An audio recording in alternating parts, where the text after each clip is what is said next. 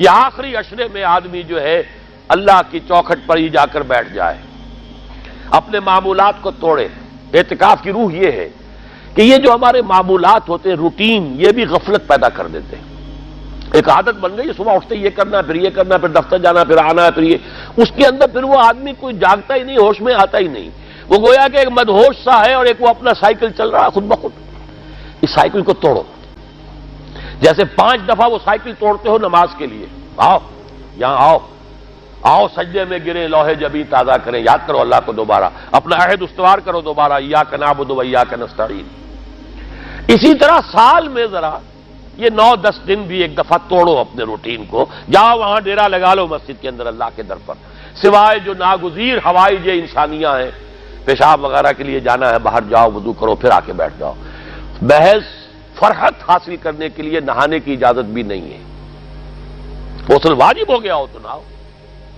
ورنہ پھر یہ کہ بھیلے بتاتے ہیں ہمارے علماء کہ وضو کی نیت سے جاؤ غسل کر کے آ جاؤ، اس لیے کہ معلوم ہے کہ آج آدمی کی جو عادت بن گئی ہوئی ہے روزانہ نہ نہائیں تو طبیعت پہ کسل رہتا ہے، لیکن اسی کو تو توڑنا ہے، اسی روٹین کو تو توڑنا ہے۔ اصل میں اجازت نہیں ہے، اصلاً اجازت نہیں ہے۔ آپ جو ہے جو بھی ناگزیر، ہاں اگر آپ کو فرض کیجئے کوئی ایسی شکل ہو گئی ہے، رات کو آخر سوئے تو ہے، سونے میں بدخوابی ہو گئی ہے، نہانا ہے تو جاؤ نہاؤ، ٹھیک ہے، غسل واجب ہے نہاؤ۔ اور یہ کہ پیشاب کی بہانے کی حاجت ہے، جاؤ پوری کرو، وضو کرو، واپس آ کے بیٹھو۔ چاہے یہاں سو، یہاں ذکر کرو، یاد کرو، جو کرو کرو یہاں پہ، لیکن اور اس میں بھی خاموشی ہے۔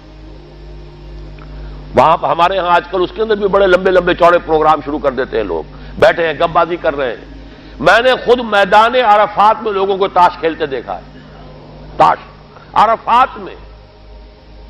میں نے سنا یہاں پر اعتکاف میں تاش کھیلے جاتے۔ آپ بالکل نوجوان چھوکرے، فضیلت سنی اعتکاف کی، ویسے بھی گھر سے بھاگنے کو کچھ جی چاہتا ہی ہے، کچھ دنوں کے لیے نکلے اس گھر سے، مسجد میں آ کے بیٹھ گئے، وہاں پہ گپے بھی ہو رہی ہے، لطیفہ بازی بھی ہو رہی ہے، تاش بھی کھیلے جاتے، یہ اعتکاف ہو رہا ہے۔ یہ اتنی ہلکی شے نہیں ہے اعتکاف، یہ تو اس عبادت کا، رمضان میں جو روح بیدار ہوتی ہے یہ اس کا کلائمیکس ہے، بہت بڑی عبادت ہے،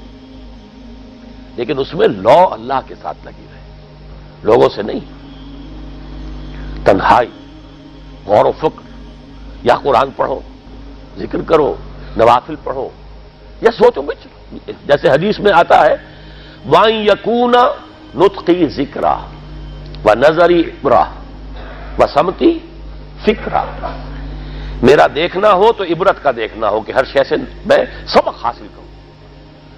اور میں بات کروں تو اللہ کے ذکر پر مبنی ہو میری بات، اور میں خاموش رہوں، وَسَمْتِي فِكْرًا، غور و فکر، تفکر و اعتبار، جو حضور جا کر غار حرا میں کیا کرتے تھے وہ اعتکاف تھا حضور کا، مکی دور کا اعتکاف، تنہا بیٹھنا۔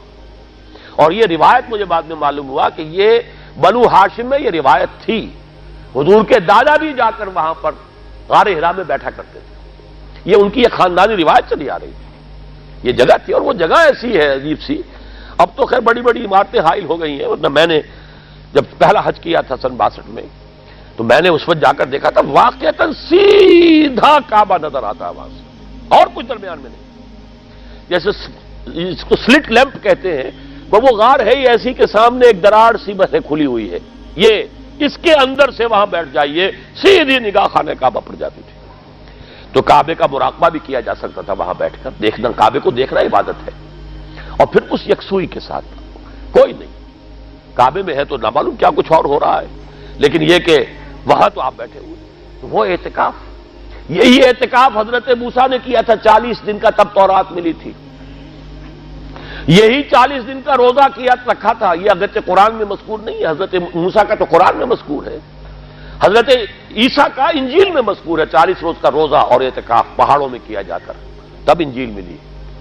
یہی اعتکاف تھا جو حضور کر رہے تھے غار حرا میں، تب قرآن،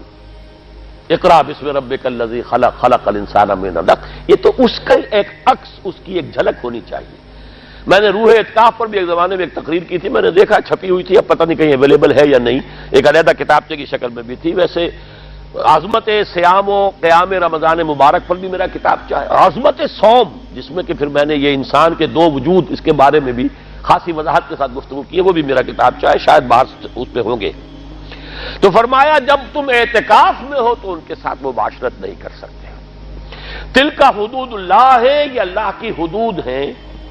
فلا تقربوها، ان کے قریب مت جانا۔ قرآن مجید میں حدود اللہ کے لیے یا تو آتا ہے فلا تعتدوها،